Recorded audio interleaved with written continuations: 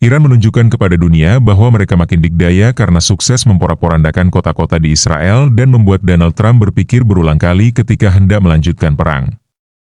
Padahal, militer Iran mengklaim hanya menggunakan 5% misilnya untuk melawan Israel dan Amerika. Sedangkan Amerika dan Israel sudah hampir kehabisan misil untuk digunakan menembaki rudal dan drone Iran. Negara-negara Arab juga membujuk Iran dan Amerika agar tidak memperpanjang konflik. Bagaimana Amerika dan Israel dipermalukan Iran? Ali Khamenei dapat muncul sebagai pemenang sebenarnya dari konflik ini, setelah negaranya menunjukkan kapasitas yang luar biasa untuk membalas serangan Israel-Amerika. Presiden AS Donald Trump mengumumkan gencatan senjata antara Israel dan Iran yang berlaku dalam beberapa jam. Israel mengisyaratkan keinginannya untuk meredakan ketegangan, yaitu, serangan Hamas pada 7 Oktober 2023 adalah kesalahan strategis. Tidak ada kekuatan yang dapat dikerahkan oleh orang Arab atau Iran yang dapat menandingi kekuatan gabungan Israel dan AS, atau bahkan Israel yang dipersenjatai dengan senjata generasi terbaru. Israel akan selalu mengalahkan musuh-musuhnya di medan perang, seperti yang dilakukannya pada tahun 1948, 1967, 1973, 1978, dan 1982. Satu-satunya pilihan bagi orang Arab adalah mengakui Israel berdasarkan ketentuannya, yang berarti berdagang dengannya, dan menunda status negara Palestina untuk hari lain. Pandangan ini dianut dengan berbagai variasi, dan tidak resmi, oleh semua pemimpin Arab dan kepala militer serta keamanan mereka. Narasi alternatifnya adalah bahwa meskipun negara Israel masih ada dalam bentuknya saat ini, tidak akan ada perdamaian. Inilah sumber konflik, yang bertentangan dengan keberadaan orang Yahudi di Palestina.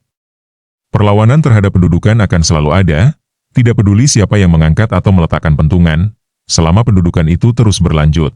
Keberadaan Iran sebagai rezim yang menentang keinginan Israel untuk mendominasi dan menaklukkan lebih penting daripada kekuatan roket strategisnya. Kemampuannya untuk melawan Israel dan AS, dan terus berjuang, menunjukkan semangat yang sama yang ditunjukkan oleh warga Palestina di Gaza dalam menolak untuk menyerah dan kelaparan. Jika gencatan senjata berhasil, Iran memiliki sejumlah pilihan. Iran tidak boleh terburu-buru untuk kembali ke meja perundingan yang ditinggalkan 2 kali oleh Trump sendiri. Sekali ketika ia menarik diri dari kesepakatan nuklir Iran pada Mei 2018, dan sekali lagi bulan ini, ketika utusannya Steve Witkoff terlibat dalam pembicaraan langsung. Trump membanggakan bahwa ia telah menipu Iran dengan melibatkan mereka dalam pembicaraan dan membiarkan Israel mempersiapkan serangannya pada saat yang sama. Baiklah, dia tidak akan bisa melakukan trik itu lagi. Seiring berjalannya waktu, Teheran mampu menunjukkan semakin efektifnya serangan balasannya terhadap Israel dan meningkatnya kegagalan pertahanan anti-rudal AS Israel. Iran tampak lebih siap menghadapi konflik berkepanjangan dengan Israel. Pada saat yang sama, konflik berkepanjangan tidak begitu menarik bagi Iran. Kerusakan yang ditimbulkan oleh Israel hanya akan meluas dalam ukuran, cakupan, dan tingkat keparahan, dan masuk akal untuk berasumsi bahwa AS, khususnya jika Teheran menolak usulan gencatan senjata yang tidak mengharuskannya menyerah, akan semakin terlibat. Jika Iran benar-benar melancarkan konflik regional, hal ini juga akan menghancurkan hubungan dengan negara-negara Dewan Kerjasama Teluk, GCC, yang telah dipupuk dan ditingkatkan secara metodis selama beberapa tahun terakhir. Tampaknya juga sangat tidak mungkin bahwa Rusia atau Cina siap untuk mengisi kembali pertahanan udara Iran yang sangat rusak sementara perang terus berlanjut. Gencatan senjata yang diusulkan oleh Amerika, yang pada dasarnya hanya mengharuskan Iran untuk berhenti membalas tembakan ke Israel, dipandang oleh Teheran sebagai jalan keluar yang aman dan dapat diterima, asalkan itu bukan tipu muslihat AS Israel lainnya. Iran juga terus menembakkan salvo rudal balistik yang mematikan hingga saat-saat terakhir sebelum gencatan senjata mulai berlaku, jadi Israel hampir tidak dapat mengklaim telah menghalangi Iran. Pertahanan anti-rudal Israel tidak hanya gagal dengan frekuensi yang semakin meningkat tetapi juga hampir habis. Israel tentu saja menimbulkan kerusakan parah pada militer Iran, pasukan keamanannya, dan pada tingkat yang lebih rendah juga infrastruktur sipil dan lembaga pemerintahnya. Israel membunuh banyak komandan senior dan ilmuwan, dan meskipun ini tidak diragukan lagi merupakan pukulan yang menyakitkan, orang-orang tersebut sedang digantikan. Israel juga berhasil menunjukkan sejauh mana dinas intelijennya berhasil dan secara komprehensif menembus Iran. Tampaknya masuk akal untuk berasumsi bahwa Israel lebih suka melanjutkan dan memperluas perang untuk setidaknya mencapai kapitulasi Iran ke Washington. Mungkin para perencana Israel tidak mengantisipasi respons keras Iran, atau terlalu percaya diri terhadap kerusakan yang ditimbulkan pada kemampuan militer Republik Islam. Apa yang terjadi dalam beberapa hari terakhir antara AS dan Iran lebih terlihat seperti sandiwara daripada perang, mirip dengan bentrokan yang diatur yang terjadi 5 tahun lalu setelah pembunuhan Jenderal Qasem Soleimani. Panggilan telepon dari Washington, yang mengumumkan gencatan senjata alih-alih kampanye pengeboman baru, menggagalkan aspirasi ini. Kedepannya, baik Israel maupun Iran, setidaknya sampai saat ini, belum secara resmi menerima perjanjian gencatan senjata, tetapi tampaknya malah mendukung suatu pengaturan. Iran telah menyatakan bahwa tidak ada kesepakatan, tetapi jika Israel berhenti menembaki Iran, ia akan membalasnya. Israel sendiri akan mencoba meniru model yang dibuatnya di Lebanon, gencatan senjata yang secara ketat berlaku untuk musuhnya, tetapi Israel bebas untuk melanggarnya, dengan dukungan AS, sesuka hati. Israel akan mencoba meniru model yang dibuatnya di Lebanon, gencatan senjata yang secara ketat berlaku untuk musuhnya. Hal ini tidak mungkin berhasil dalam kasus Iran. Bagaimana Iran menanggapi sabotase lebih lanjut yang dilakukan dari dalam negeri oleh agen Israel, dibandingkan dengan serangan udara yang berasal dari Israel, adalah masalah yang lebih tidak jelas. Berbicara tentang Lebanon, Israel mungkin, selain melanjutkan genosida Gaza, juga meluncurkan kampanye baru dan ekstensif di negara itu dalam upaya untuk semakin melemahkan Hizbullah dan mendorong pelucutan senjatanya oleh negara Lebanon. Hal ini hanya diharapkan dari negara yang tidak hanya kecanduan perang, tetapi tampaknya membutuhkannya. Gencatan senjata biasanya membutuhkan pengaturan politik agar dapat berkelanjutan. Hal ini membawa kita kembali ke negosiasi AS Iran yang, seperti perjanjian nuklir Iran 2015, Trump ingkari 2 minggu lalu dan malah memilih perang. Mengingat bahwa Washington menciptakan krisis dalam negosiasi ini dengan bersikeras agar Teheran melepaskan haknya berdasarkan NPT untuk memperkaya uranium ke tingkat rendah untuk keperluan sipil di wilayahnya sendiri, Iran tidak mungkin kembali ke meja perundingan kecuali, dan sampai, AS mencabut tuntutan ini dan mengakui hak Iran berdasarkan NPT. Iran juga akan, seperti sebelumnya, menolak untuk melakukan negosiasi tentang program rudal balistik dan hubungan regionalnya. Jika melakukannya, itu akan menjadi bukti nyata bahwa Israel berhasil membuat Iran bertekuk lutut. Pertanyaan terbuka lainnya menyangkut ambisi nuklir Iran.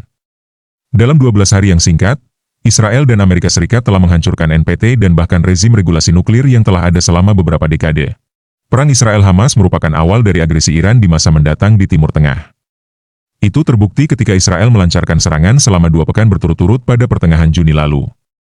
Itu disusul oleh intervensi AS dengan mengebom 3 fasilitas nuklir Iran. Para pemimpin militer Iran secara eksplisit mengambil pelajaran dari perang tersebut untuk mengembangkan konsep-konsep untuk memerangi dan menghancurkan Israel.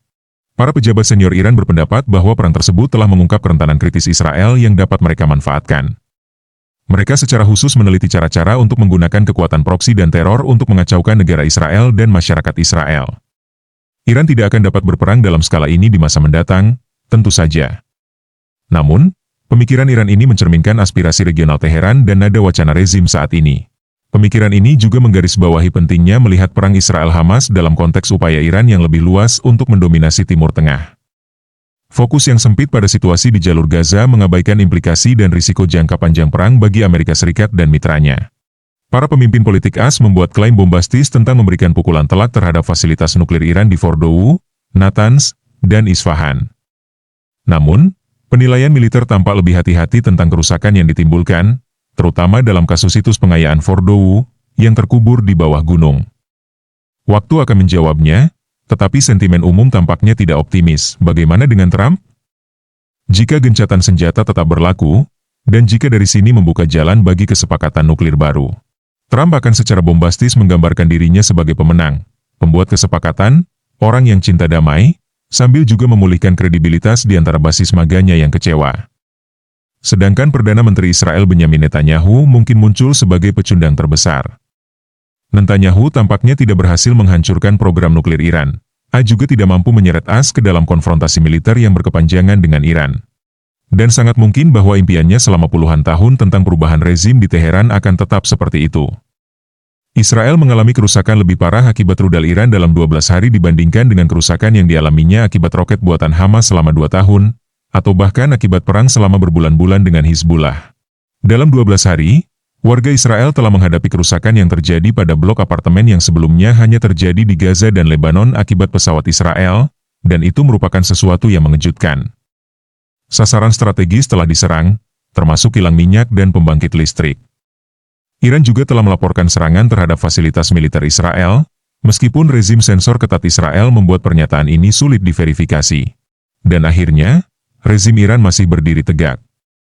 Jika ada, rezim tersebut telah menyatukan bangsa daripada memecah belahnya, meskipun hanya karena kemarahan nasionalis tentang serangan Israel yang tidak beralasan, ungkap David Hearst, pakar geopolitik Timur Tengah. Prestasi besar Perdana Menteri Israel Benyamin Netanyahu lainnya, menyeret AS ke dalam perangnya, kini tampak seperti piala beracun. Berapa lama lagi spanduk yang bertuliskan, "Terima kasih, Tuan Presiden," akan terpasang di jalan raya utama di Tel Aviv, setelah Trump menerapkan rem besar-besaran dan prematur pada mesin peran Netanyahu? 12 hari yang lalu, Trump memulai dengan membantah gagasan keterlibatan AS dalam serangan mendadak Israel terhadap Iran. Ketika ia melihat hal itu berhasil, Trump berusaha untuk masuk ke dalam proyek tersebut, dengan mengatakan bahwa hal itu hanya dapat dicapai dengan teknologi AS. Saat serangan berlangsung, Trump mengisyaratkan bahwa ia juga tidak akan menentang perubahan rezim. Namun dalam 24 jam terakhir, Trump berubah dari menuntut penyerahan diri tanpa syarat Iran, menjadi berterima kasih kepada Iran karena telah memperingatkan AS tentang niatnya untuk menyerang pangkalan udara Al-Udeid di Qatar, dan mendeklarasikan perdamaian di zaman kita. Konflik ini pada dasarnya adalah perang antara dua narasi. Yang pertama sudah dikenal luas.